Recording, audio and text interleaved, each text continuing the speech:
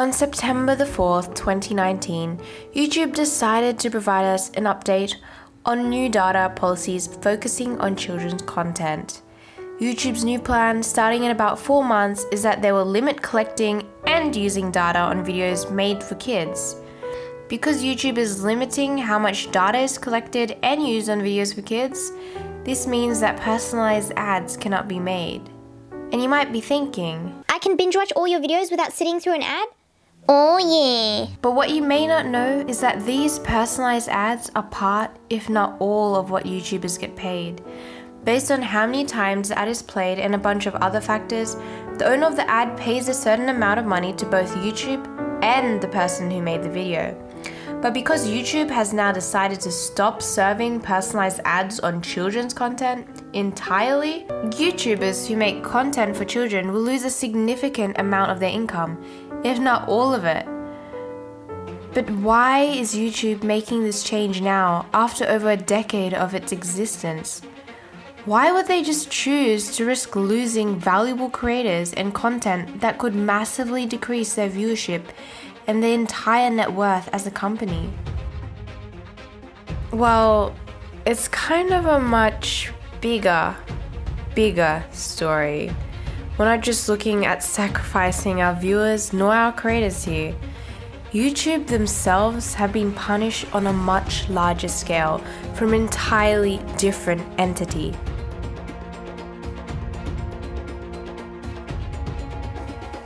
The US FTC. That's right, the US Federal Trade Commission and the new Attorney General has fined the owner of YouTube, Google, a massive $170 million for illegally collecting personal information from children without parental permission. Now, before you freak out, Girl, what? Collecting personal information from viewers is what makes it possible to create personalized ads, and hence that means making money. But as YouTube's demographic has grown, YouTube never accounted for the fact that this process of collecting information from its own viewers was still being done on the now large amount of children's videos on the platform. In fact, it wasn't PewDiePie's channel, which was the highest earning channel of 2018. A kid's channel was, earning $22 million just from ads. Well, eventually, a watchdog group filed a complaint to the FTC on Brian Toy's review, as they were making huge amounts of profits through product placements that were aimed at young children who probably couldn't even recognize it as an ad. Truth in Advertising claimed that they didn't always disclose that their content was even sponsored, and even when it was not clear enough for audiences to understand at a young age. The complaint was saying how it was deceiving millions of children on a daily basis. This complaint quickly startled FTC to investigate further into YouTube's platform. See, collecting personal information from children on a website and redistributing it without consent is illegal under the FTC's COPPA. This is exactly why you have to be over 13 years old to make a Facebook or Instagram account. If you've accepted those terms and conditions that you've never read, you've officially declared the information you supplied is correct, and you are officially an adult whilst you secretly catfish us with your anonymous dog DP so we really can't tell that you're a 7-year-old child borrowing your mum's phone to play Candy Crush on Facebook. I mean, Facebook probably knows secretly, but I mean, no one actually said that they were under 13, so meaning that Facebook can't get in trouble by collecting your info and giving it to advertisers. And I know what you're thinking, even though you need to be over 13 to sign up to a Google account, it's so obvious that a lot of YouTube's content is made for kids. I mean, seriously, who else watches Baby Shark and Weird Elsa videos? Baby shark do do do do do, baby shark do do do. And YouTube is obviously fully aware that millions of kids are using their site. They have knowledge that they're collecting personal info from users under 13. And, well, this still violates FTC's COPPA. Hence... And that's when YouTube seriously needed to crack down for the sake of protection of children and their privacy. But it's not as easy as it sounds. See, if YouTube just listened to COPA and stopped collecting the info, redistributing it, and stopped personalized ads, how would the creators get paid? If no one was making money off making kids videos, there would be less creators and thus less watchers. YouTube would lose major traffic and so many creators would be out of jobs. Well, hang on, they have a solution. According to the update, they said that they are establishing a $100 million fund to be dispersed over 3 years to support the creation of children's content. But that kind of sounds uncertain how this would work out, and who really would qualify as someone who would receive this income? Okay, well, how will they know we're a kid's channel? I'll just dress up as a human, maybe. See, apparently it's the creator's choice. Wait, really? Yeah. Apparently we get to choose if the content falls under the kids category, but they'll also be using machine learning to find videos that obviously target young audiences, such as those that have an emphasis on kids' characters or toys. And this is where a lot of the complaints are at. With YouTube's machine learning, we have absolutely no idea what they're using to decide whether or not things are getting chucked into this category. Many people who make videos for older audiences have been concerned that their use of puppets or animation will automatically count them in. And with the many issues of creators having their content demonetized in the past, YouTube is likely to make the same mistake again. What sucks even more is that features such as comments and notifications will not even be available. I mean, this isn't such a big thing if your videos are aimed at younger children, but I really do love being able to discuss with my audience. And I guess this does help with child safety, but I don't think this is necessary. And notifications too? Seriously? And this is all happening in 4 months' time. As for the LPSTube community, well, our channels are primarily based on toys, and with our comment section, that'll be empty. Imagine not being able to support your friend's channel, or ask questions, or comment your excitement on a video premiere.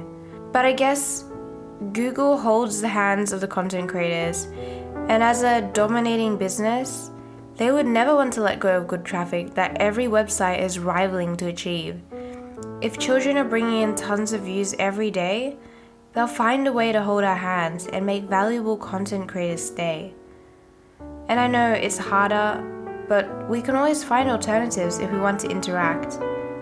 We just have to wait 4 months and see.